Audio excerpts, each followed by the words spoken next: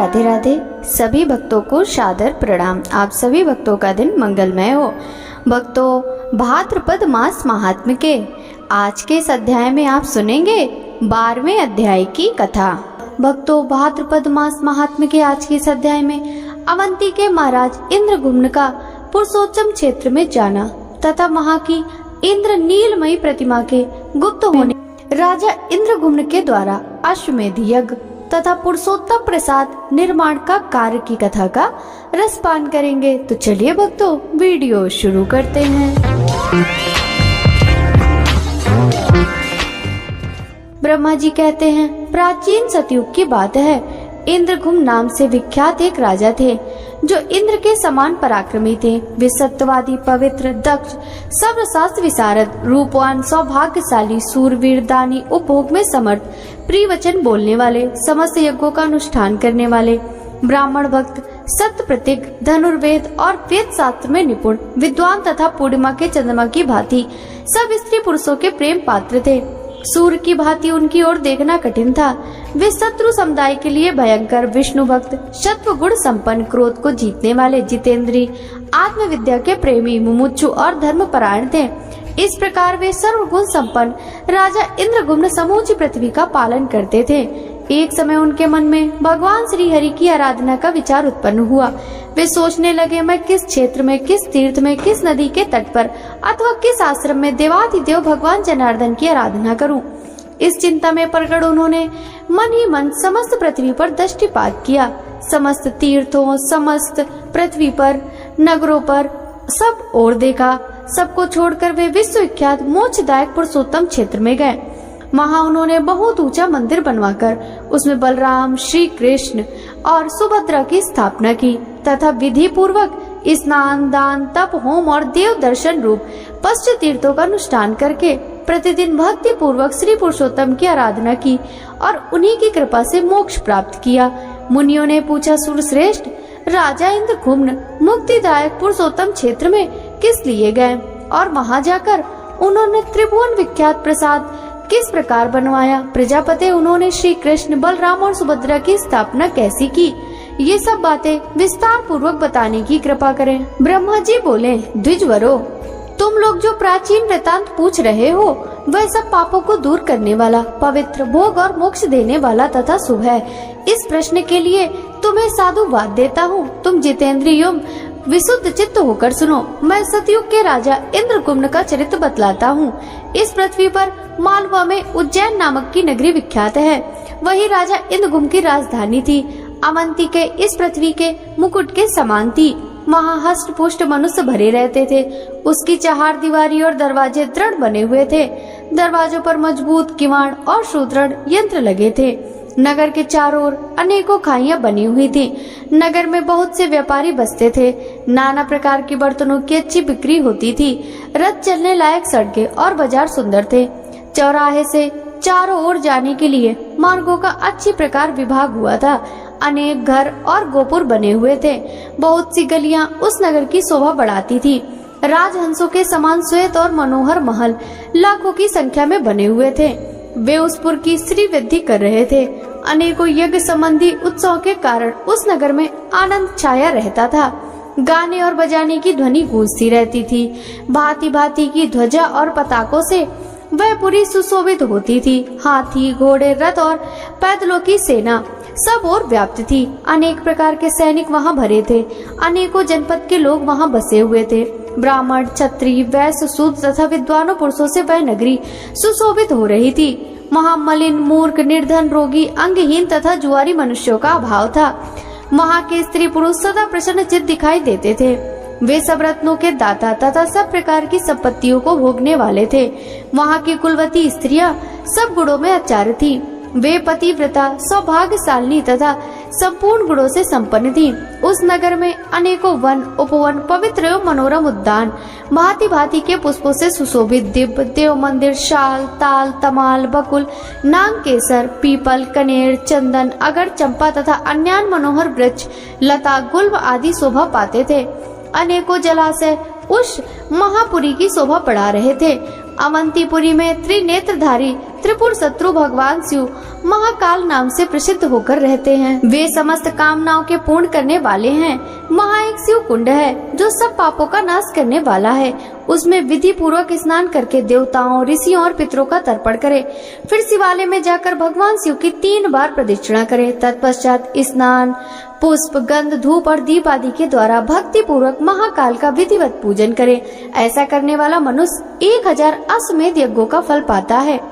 वह सब पापों से मुक्त हो समस्त कामनाओं को पूर्ण करने वाले विमानों द्वारा भगवान शिव के परम धाम में जाता है। अवंती में सिप्रा नाम से प्रसिद्ध पवित्र नदी है। उसमें विधि पूर्वक स्नान करके देवताओं और पितरों का तर्पण करने से मनुष्य सब पापों से मुक्त हो जाता है और श्रेष्ठ विमान पर आरूढ़ हो स्वर्ग लोक में नाना प्रकार के भोग भोगता है। वहीं देवादिदेव भगवान जनार्दन भी निवास करते हैं, जो गोविंद स्वामी के नाम से प्रसिद्ध हैं। वे भोग और मोक्ष प्रदान करने वाले हैं। उनका दर्शन करके मनुष्य अपनी 21 पीढ़ियों सहित मुक्त हो जाता है। उनके सिवा वहीं विक्रम स्वामी के नाम से ही भगवान विष्णु का निवास है। स्त्री अथवा पुरुष कोई भी उनका दर्शन करके पूर्वोक्त फल प्राप्त कर लेता है। माँ इंद्र आदि देवता और समस्त कामनाएं पूर्ण करने वाली देवियां भी निवास करती हैं। उन सब की भक्ति पूर्वक पूजा और प्रणाम करके मनुष्य सब पापों से मुक्त हो स्वर्ग लोक में जाते हैं। इस प्रकार राजाओं में श्रेष्ठ इंद्रघुम्न के द्वारा पालित वह रमणीपुरी इंद्र की अमरावती के समान नित्य उत्सव के आनंद से परिपूर्ण रहती थी। वहाँ दिन रात इतिहास, पुराण, नाना प्रकार के शास्त्र तथा काव्य चर्चा सुनी जाती थी। इस तरह वह उज्जैनीपुरी सब गुणों से संपन्न बताई गई, जिसमें पूर्व काल में परम बुद्धिमान राजा इंद्रघुम्न हुए थे। उस नगरी में अपने उत्तम राज का उपभोग करते हुए राजा इंद्रघुम्न औरस पुत्र की भांति प्रजा का पालन करते थे। वे सत्यादु, परम बुद्धिमान, सूरवीर, समस्त गुणों के आकार, मतिमान, धर्मात्मा तथा संपूर्ण सहस्त्रधारियों में श्रेष्ठ थे। उनमें सत्यशील और इंद्रिय संयम के गुण थे। दान, यज्ञ और तपस्या में उनकी समानता करने वाला दूसरा कोई राजा नहीं था। वे प्रत्येक अपने यज्ञ में श्रेष्ठ ब्राह्मणों को सोना, मणि, मोती, हाथी और घोड़े दान किया करते थे। उनके पास अच्छे अच्छे हाथी, घोड़े, रथ, कंबल, मृग चर्म, वस्त्र, रत्न और धन धान्य का कभी अंत नहीं होता था। इस प्रकार समस्त वैभव से युक्त और संपूर्ण गुणों से अलंकृत राजा इंद्रघुम्न निष्कंटक राज का उपभोग करते थे। एक बार उनके मन में यह विचार उत्पन्न हुआ कि मैं भोग और मोक्ष प्रदान करने वाले सर्व योगेश्वर श्री हरि की आराधना किस प्रकार करूं। उन्होंने समस्त शास्त्र, तंत्र, आगम, इतिहास, पुराण, वेदांग, धर्म शास्त्र, ऋषियों के बताए हुए नियम तथा संपूर्ण विद्या स्थानों का विचार किया। यत्न पूर्वक गुरुजनों की सेवा की और वेदों के पारगामी ब्राह्मणों का सत्संग किया। फिर इंद्रियों को वश में करके मोक्ष की इच्छा से विचार किया। मैं देवादिदेव सनातन पुरुष, पीताम्बरधारी, चतुर्भुज, शंख चक्र गदाधर, वनमाला विभूषित, कमल नयन, श्री वस्त्र शोभित और अंग आदि आभूषणों से अलंकृत श्री हरि की आराधना किस प्रकार करूं। यह विचार कर वे बहुत बड़ी सेना को साथ ले पुरोहित और भृत्यों के साथ अपनी नगरी उज्जैनी से बाहर निकले। उनके पीछे रथारूढ़ सैनिक हथियार हाथ में लिए प्रतिष्ठित हुए। उनके रथ विमान के समान जान पड़ते थे। उन पर ध्वजा पताकाएं फहरा रही थी। रथियों के पीछे गज युद्ध की विद्या में निपुण असंख्य पैदल भी चले, जिनके हाथों में धनुष, प्रास और खंग शोभा पा रहे थे। वे सब प्रकार के अस्त्र शस्त्रों को चलाने में कुशल, सूरवीर तथा सर्वदा संग्राम की अभिलाषा रखने वाले थे। अंतापुर की सब स्त्रियां भी वस्त्र आभूषण से अलंकृत हो महाराज के साथ चली। उनके नेत्र पद्म पत्र के समान विशाल थे और शस्त्रधारी सैनिक उन्हें घेर कर चलते थे। ब्राह्मण, क्षत्रिय और वैश्यों ने भी राजा का अनुसरण किया।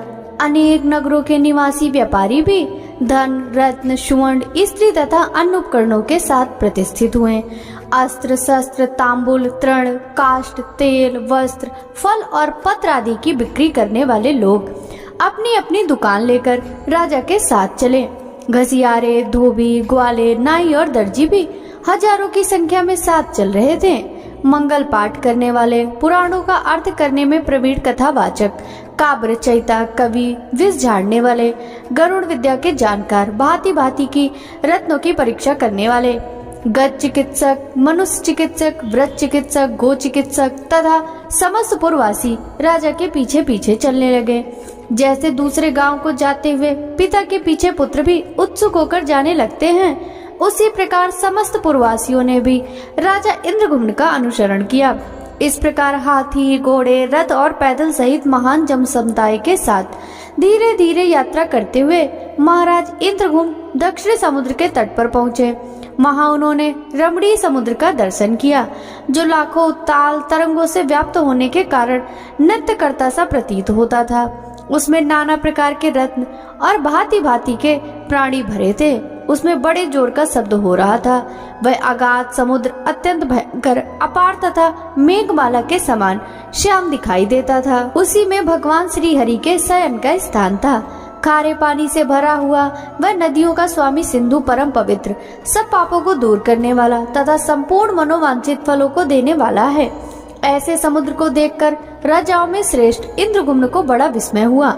उन्होंने समुद्र के तट पर पहुंचकर एक मनोहर प्रदेश में, जो सर्व गुण संपन्न एवं पवित्र था, निवास किया।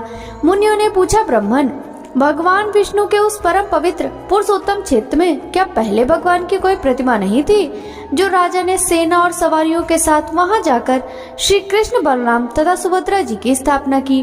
ब्रह्मा जी बोले, महर्षियों, इस विषय में समस्त पापों का विनाश करने वाली प्राचीन कथा सुनो। मैं उसे संक्षेप से कहूँगा।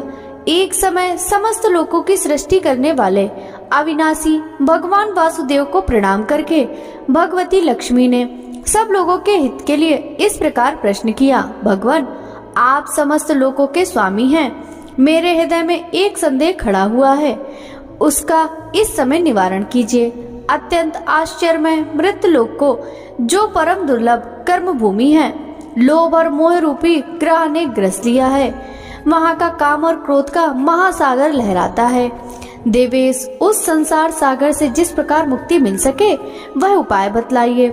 इस संसार में मेरे संदेह का निवारण करने के लिए आपको छोड़कर दूसरा कोई वक्ता नहीं है। देवी का यह वचन सुनकर देवाधिदेव भगवान जनार्दन ने बड़ी प्रसन्नता के साथ यह सारभूत अमृतमय वचन कहा। देवी, समस्त तीर्थों में श्रेष्ठ पुरुषोत्तम क्षेत्र विख्यात तीर्थ है। वह बहुत ही सुंदर, सुख पूर्वक सेवन करने योग्य, अनायास, सात तथा उत्तम फल देने वाला है। तीनों लोक में उसके समान कोई तीर्थ नहीं है। देवेश्वरी, पुरुषोत्तम तीर्थ का नाम लेने मात्र से मनुष्य सब पापों से मुक्त हो जाता है। उसे संपूर्ण देवता, दैत्य, दानव तथा मरीचि आदि मुनिवर भी भली भांति नहीं जानते। उसको मैंने अब तक गुप्त ही रखा। इस समय उस तीर्थराज की महिमा का वर्णन करता हूँ, तुम एक चित्त होकर सुनो। दक्षिण समुद्र के तट पर जहाँ एक वट का महान वृक्ष खड़ा है, वह अत्यंत दुर्लभ क्षेत्र है। उसका विस्तार 10 योजन का है। वह वट कल्प का संहार होने पर भी नष्ट नहीं होता। उस वट वृक्ष के दर्शन से तथा उसकी छाया के नीचे चले जाने से ब्रह्म हत्या भी छूट जाती है। फिर अन्य पापों की तो बात ही क्या। जिन्होंने उसकी परिक्रमा की है, उसे मस्तक झुकाया है, वे सब पाप रहित होकर भगवान विष्णु के धाम को पहुंच गए। उस वट वृक्ष के उत्तर और भगवान केशव के कुछ दक्षिण जो कुछ बहुत बड़ा महल खड़ा है, वह धर्ममय पद है। वहाँ स्वयं भगवान की बनाई हुई प्रतिमा का दर्शन करके पृथ्वी के सब मनुष्य अनायास ही मेरे धाम में चले जाते हैं। प्रिय, इस प्रकार सब लोगों को वैकुंठ धाम में जाते देख एक दिन धर्मराज मेरे पास आए और मुझसे प्रणाम करके इस प्रकार बोले। यमराज ने कहा, भगवान, आपको नमस्कार है। देव, आप संपूर्ण लोकों के स्वामी और समस्त विश्व के पालक हैं। आपको नमस्कार है। आप क्षीर सागर के स्वामी और शेष नाग के शरीर को सैया पर शयन करने वाले हैं। आप सबसे श्रेष्ठ हैं, वरेण्य एवं वरदाता हैं। सबके कर्ता होते हुए भी स्वयं अलंकृत हैं। आपको किसी दूसरे ने नहीं बनाया। आप प्रभु शक्ति से संपन्न, संपूर्ण, विश्व के ईश्वर, अजन्मा, सर्वव्यापी, सर्वज्ञ तथा किसी से परास्त न होने वाले हैं। आपका श्री विग्रह नील कमल दल के समान श्याम है। नेत्र खिले हुए कमल की शोभा धारण करते हैं। आप सबके स्वामी, ज्ञाता, निर्गुण, शांत, जगदाधार, अविनाशी, सर्वलोकष्टा तथा सबको सुख देने वाले हैं। जानने योग पुराण पुरुष, व्यक्ता वक्त स्वरूप, सनातन परमेश्वर, कार्य कारण के उत्पादक, लोकनाथ एवं जगत गुरु हैं। आपका वक्षा स्थल श्री वस्त्र चिन्ह से सुशोभित है। आप वनमाला से विभूषित हैं। आपके वस्त्र पीले रंग के हैं। आपकी 4 बाहें हैं। आप शंख, चक्र, गदा, हार, केयूर, मुकुट और अंगद धारण करने वाले हैं। सब लक्षणों से संपन्न, समस्त इंद्रियों से रहित, कूटस्थ, अविचल, सूक्ष्म ज्योति स्वरूप, सनातन भाव और अभाव से मुक्त, व्यापक तथा प्रकृति से परे हैं, सबको सुख देने वाले सामर्थ्यशाली ईश्वर हैं। आप भगवान जगन्नाथ को मैं नमस्कार करता हूँ। भगवान विष्णु कहते हैं, महाभागे, यमराज को हाथ जोड़े मस्तक झुकाए खड़ा देख मैंने उनसे स्तोत्र कहने का कारण पूछा। महाबाहु सूर्य नंदन, तुम सब देवताओं में श्रेष्ठ हो, तुमने इस समय मेरी स्तुति किस लिए की है, संक्षेप में बताओ। धर्मराज बोले, भगवान, इस विख्यात पुरुषोत्तम तीर्थ में जो इंद्र नीलमणि बनी हुई श्रेष्ठ प्रतिमा है, वह सब कामनाओं को देने वाली है। उसका अनन्य भाव तथा श्रद्धा से दर्शन करके सभी मनुष्य कामना रहित हो आपके श्वेत धाम में चले जाते हैं। अतः अब मैं अपना व्यापार नहीं चला सकता। प्रभु, आप कृपा करके इस प्रतिमा को समेट लीजिए। धर्मराज का यह वचन सुनकर मैंने उनसे कहा, यम, मैं सब ओर से बालू के द्वारा उस प्रतिमा को छिपा दूंगा। तदंतर वह प्रतिमा छिपा दी गई। अब उसे मनुष्य नहीं देख पाते थे। उसे छिपा देने के बाद मैंने यमराज को दक्षिण दिशा में भेज दिया। ब्रह्मा जी कहते हैं, पुरुषोत्तम क्षेत्र में इंद्र नीलमयी प्रतिमा के लुप्त हो जाने पर आगे चलकर जो जो बातें हुई उन सबको भगवान विष्णु ने लक्ष्मी देवी से विस्तार पूर्वक कह सुनाया। मुनियों ने कहा, भगवान, अब हम राजा इंद्रघुम्न का शेष वृतांत सुनना चाहते हैं। उस श्रेष्ठ तीर्थ में आकर उन्होंने क्या किया। मुनिवरों, सुनो, मैं उस क्षेत्र के दर्शन और राजा के कृत्य का संक्षेप में वर्णन करता हूँ। उस त्रिभुवन विख्यात पुरुषोत्तम क्षेत्र में जाकर महाराज इंद्रघुम्न ने रमणीय स्थानों और नदियों का दर्शन किया। वहाँ एक बहुत बड़ी पवित्र नदी बहती है जो विंध्याचल की घाटी से निकली है। वह स्वित्रोत्पला के नाम से विख्यात, सब पापों को दूर करने वाली तथा कल्याणमयी है। उसका स्रोत बहुत बड़ा है। उसकी महत्ता गंगा जी के समान है। वह दक्षिण समुद्र में मिली है। वह पुण्य सलीला सरिता महानदी के नाम से विख्यात है। उसके दोनों किनारों पर अनेकों गांव और नगर बसे हुए हैं। वे सभी गांव अच्छी फसल होने के कारण बड़े मनोहर दिखाई देते हैं। वहाँ के लोग बड़े हष्ट पुष्ट होते हैं और वहाँ रहने वाले ब्राह्मण, क्षत्रिय, वैश्य तथा शूद्र शांत भाव से पृथक पृथक अपने धामों में तत्पर दिखाई देते हैं। ब्राह्मणों के मुख से 6 अंग, पद और क्रम से युक्त वैदिक वाणी निकलती रहती है। कोई अग्निहोत्र में लगे रहते हैं और कोई उपासना में। वे समस्त शास्त्रों के अर्थ समझने में कुशल, यज्ञकर्ता एवं प्रचुर दक्षिणा देने वाले होते हैं। वहाँ चबूतरों, सड़कों, वनों, उपवनों, सभा मंडपों, महलों, देव मंदिरों में महान जन समुदाय एकत्रित होकर इतिहास, पुराण, वेद, वेदांग, काव्य एवं शास्त्रों की कथा सुनते रहते हैं। उस देश की स्त्रियों को अपने रूप और यौवन पर गर्व होता है। वे सभी उत्तम लक्षणों से संपन्न होती हैं। उस क्षेत्र में सन्यासी, वानप्रस्थ, सिद्ध, स्नातक, ब्रह्मचारी, मंत्र सिद्ध, तपस्या सिद्ध और यज्ञ सिद्ध पुरुष निवास करते हैं। इस प्रकार राजा ने उस क्षेत्र को परम शोभायमान देखा। इसलिए मन में यह निश्चय किया कि यहीं रहकर परम देव, परम अपार, परम पद, अनंत, अपराजित, सर्वेश्वर, जगत गुरु सनातन भगवान श्री विष्णु की आराधना करूंगा। यही भगवान का मानस तीर्थ पुरुषोत्तम तीर्थ है। यह बात मुझे मालूम हो गई क्योंकि यहाँ कल्प वृक्ष स्वरूप विशाल वट वृक्ष खड़ा है। यही इंद्र नीलमणि की बनी हुई मणिमय प्रतिमा है जिसे भगवान ने स्वयं छिपा दिया है, क्योंकि यहाँ दूसरी कोई प्रतिमा नहीं दिखाई देती। मैं ऐसा प्रयत्न करूँगा जिससे सत्य पराक्रमी जगदीश्वर भगवान विष्णु मुझे प्रत्यक्ष दर्शन दे। मैं अनन्य भाव से भगवान में मन लगाकर यहाँ यज्ञ, दान, तपस्या, होम, ध्यान, पूजन तथा उपवास आदि के द्वारा विधि पूर्वक उत्तम व्रत का पालन करूँगा। साथ ही यहाँ श्री विष्णु भगवान के मंदिर बनाने का कार्य भी प्रारंभ करूँगा। द्विजवरों, यह सोचकर महाराज इंद्रघुम्न ने वहाँ भगवान का मंदिर बनवाने के लिए कार्य आरंभ किया। उन्होंने ज्योतिष शास्त्र के पारंगत समस्त आचार्यों को बुलाकर बड़ी प्रसन्नता के साथ यत्न पूर्वक भूमि का शोधन कराया। इस कार्य में ये ज्ञान संपन्न ब्राह्मणों, वेद शास्त्र के पारंगत अमात्यों, मंत्रियों तथा वास्तु विद्या के विद्वानों का भी सहयोग प्राप्त था। उन सब के साथ भली भांति विचार करके शुभ दिन और शुभ मुहूर्त में, जबकि उत्तम चंद्रमा और नक्षत्रों का योग था तथा ग्रहों को भी अनुकूलता थी, राजा ने श्रद्धा पूर्वक अर्घ्य दिया। उस समय जय जयकार तथा मंगलमय शब्द हो रहे थे। भांति भांति के वाद्यों की मनोहर ध्वनि गूंज रही थी। वेद मंत्रों के गंभीर घोष और मधुर संगीत हो रहे थे। फूल, लाजा, अक्षत, चंदन भरे हुए कलश तथा दीपक आदि के द्वारा पूजा कार्य संपन्न किया गया था।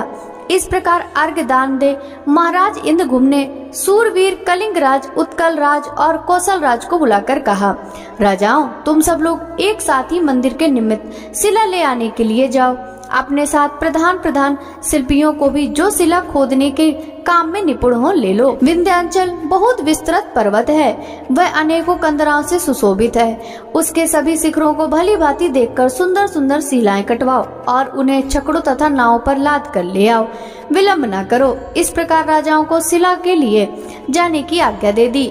महाराज ने अमात्यों और पुरोहित से कहा, सर्वत्र शीघ्रगामी दूत भेजे जाएं और वे पृथ्वी के समस्त राजाओं के पास जाकर मेरी यह आज्ञा सुना दें। राजाओं, महाराज इंद्रघुम्न की आज्ञा के अनुसार तुम सब लोग हाथी, घोड़े, रथ और पैदल सेना तथा अमात्यों पुरोहितों के साथ चले। ऐसी आज्ञा पाकर दूत राजाओं के पास गए और सबको महाराज की आज्ञा सुना दी। दक्षिण, पश्चिम, उत्तर और पूर्व देशों के रहने वाले, दूर और समीप निवास करने वाले, पर्वत तथा भिन्न भिन्न द्वीपों के निवासी नरेश महाराज इंद्रघुम्न का आदेश सुनकर रथ, हाथी, घोड़े और पैदल सेना के साथ बहुत सा धन लेकर भारी संख्या में एकत्रित हुए। राजाओं को अमात्यों और पुरोहित सहित आया देख महाराज को बड़ी प्रसन्नता हुई। वो बोले, नृपरो, मैं आप लोगों से कुछ निवेदन करना चाहता हूँ, सुनो। यह भोग और मोक्ष प्रदान करने वाला कल्याणमय क्षेत्र है। मैं यहाँ अश्वमेध यज्ञ करना और भगवान विष्णु का मंदिर बनवाना चाहता हूँ, किंतु मैं इसे कैसे पूर्ण कर सकता हूँ, इस चिंता से मेरा चित्त व्याकुल हो रहा है। यदि आप लोग भली भांति मेरी सहायता करें तो मेरा सब कार्य संपन्न हो सकता है। महाराज इंद्रघुम्न के यूँ कहने पर सब राजाओं को बड़ा हर्ष हुआ। उन्होंने महाराज की आज्ञा से धन, रत्न, स्वर्ण, मणि, मोती, कंबल, मृग चर्म, सुंदर बिछौने, हीरे, पुखराज, माणिक, लाल नीलम, हाथी, घोड़े, रथ, हथनी, भांति भांति के द्रव्य, भक्ष्य भोज तथा अनुलेप आदि पदार्थों की वर्षा की। राजा इंद्रघुम्न ने देखा यज्ञ की सब सामग्री एकत्रित हो गई और यज्ञ कर्म के ज्ञाता, वेद वेदांगों में पारंगत, शास्त्र ज्ञान में निपुण तथा सब कर्मों में कुशल ऋषि, महर्षि, देवर्षि, तपस्वी, ब्रह्मचारी, गृहस्थ, वानप्रस्थ, सन्यासी, स्नातक तथा अग्निहोत्र परायण ब्राह्मण भी उपस्थित हैं। तब उन्होंने अपने पुरोहित से कहा, ब्राह्मण, कुछ विद्वान ब्राह्मण जो वेदों के पारंगत पंडित हों, जाकर अश्वमेध यज्ञ की सिद्धि के लिए उत्तम स्थान देखें। राजा के यूँ कहने पर विद्वान पुरोहित ने यज्ञ कर्म में कुशल ब्राह्मणों को आगे करके शिल्पियों के साथ प्रस्थान किया और उस देश में जहाँ धीवरों का गांव था, विधि पूर्वक यज्ञशाला बनवाई। उसमें गली, कूचे और छतरियां भी बनवाई गई थी। सैकड़ों महल बनाए गए थे। सारा यज्ञ मंडप सुवर्ण, रत्न तथा श्रेष्ठ मणियों से विभूषित हो इंद्र भवन के समान रमणीय दिखाई देता था। खम्भों पर स्वर्ण से चित्रकारी की गई थी। दरवाजे बहुत बड़े बड़े बने हुए थे। यज्ञ के प्रत्येक भवन में शुद्ध स्वर्ण का उपयोग किया गया था। धर्मात्मा पुरोहित ने भिन्न भिन्न देशों के निवासी राजाओं के लिए अंतःपुर भी बनवाए थे। नाना देशों से आए हुए ब्राह्मणों और वैश्यों के लिए भी उन्होंने अनेक शालाएं बनवाई थी। महाराज इंद्रघुम्न का प्रिय करने के लिए समस्त राजा अनेक प्रकार के रत्न लेकर वहां आए थे। साथ ही उनकी स्त्रियां भी उत्सव में सम्मिलित हुई थी। महाराज ने उन समस्त समागत अतिथियों के ठहरने के स्थान, सैया, भांति भांति के भोज पदार्थ, महीन, चावल, ईख का रस और गोरस आदि प्रदान किए। उस महायज्ञ में जो भी श्रेष्ठ ब्राह्मण पधारे, उन सबको राजा ने स्वागत पूर्वक ग्रहण किया। महातेजस्वी नरेश ने दम्भ छोड़कर स्वयं ही सब ब्राह्मणों का सब तरह से स्वागत सत्कार किया। तत्पश्चात शिल्पियों ने अपनी शिल्प रचना का कार्य पूरा करके राजाओं को यज्ञ मंडप तैयार हो जाने की सूचना दी। यह सुनकर मंत्रियों सहित राजा बहुत प्रसन्न हुए। उनके शरीर में रोमांच हो आया। यज्ञ मंडप तैयार हो जाने पर महाराज ने ब्राह्मण भोजन का कार्य आरंभ कराया। प्रतिदिन जब 1 लाख ब्राह्मण भोजन कर लेते, तब बारंबार मेघ गर्जना के समान गंभीर स्वर में दुदुम्ब की ध्वनि होने लगती थी। इस प्रकार राजा के यज्ञ की वृद्धि होने लगी। उसमें अन्न का इतना दान किया गया जिसकी कहीं उपमा न थी। लोगों ने देखा वहाँ दूध, दही और घी की नदियां बह रही हैं। भिन्न भिन्न जनपदों के साथ समूचे जम्बूद्वीप के लोग वहाँ जुटे थे। वहाँ कितने ही सहस्त्र पुरुष बहुत से पात्र लेकर इधर उधर से एकत्र हुए थे। राजा के अनुगामी पुरुष ब्राह्मणों को तरह तरह के अनुपान और राजाओं के भोग में आने वाले भोज पदार्थ परोसते थे। यज्ञ में आए हुए वेद वेत्ता ब्राह्मणों तथा राजाओं का महाराज ने पूर्ण स्वागत सत्कार किया। इसके बाद उन्होंने राजकुमारों से कहा, राजा बोले, राजपुत्रों, आप समस्त शुभ लक्षणों से युक्त श्रेष्ठ अश्व ले आओ और उसे समूची पृथ्वी पर घुमाओ। विद्वान और धर्मात्मा ब्राह्मण यहाँ होम करें और यह यज्ञ उस समय तक चालू रहे जब तक कि भगवान इसके समीप प्रकट होकर मुझे प्रत्यक्ष दर्शन न दे। यो कहकर राजाओं में श्रेष्ठ इंद्रघुम्न ने बहुत सा सुवर्ण, करोड़ों के आभूषण, लाखों हाथी घोड़े, अरबों बैल तथा सुवर्णमयी सींग वाले दुधारू गौवें, जिनके साथ कांसे के दुग्ध पात्र थे, वेद वेत्ता ब्राह्मण को दान दिए। इसके सिवा बहुमूल्य वस्त्र, हरिण के बालों से बने हुए बिछौने, मूंगा, मणि तथा हीरा, पुखराज, माणिक और मोती आदि भांति भांति के रत्न भी दिए। उस अश्वमेध यज्ञ में याचकों और ब्राह्मणों को भांति भांति के भक्ष्य भोज पदार्थ प्रदान किए। मीठे पुए तथा स्वादिष्ट अन्न सब जीवों की तृप्ति के लिए बारंबार दिए जाते थे। वहां दिए गए तथा दिए जाने वाले धन का कभी अंत नहीं होता था। इस प्रकार उस महायज्ञ को देखकर देवता, दैत्य, चारण, गंधर्व, अप्सरा, सिद्ध, ऋषि और प्रजापति सबके सब बड़े विस्मय में पड़ गए। उस श्रेष्ठ यज्ञ की सफलता देख पुरोहित, मंत्री तथा राजा सबको बड़ी प्रसन्नता हुई। वहाँ कोई भी मनुष्य मलिन, दीन अथवा भूखा नहीं रहा।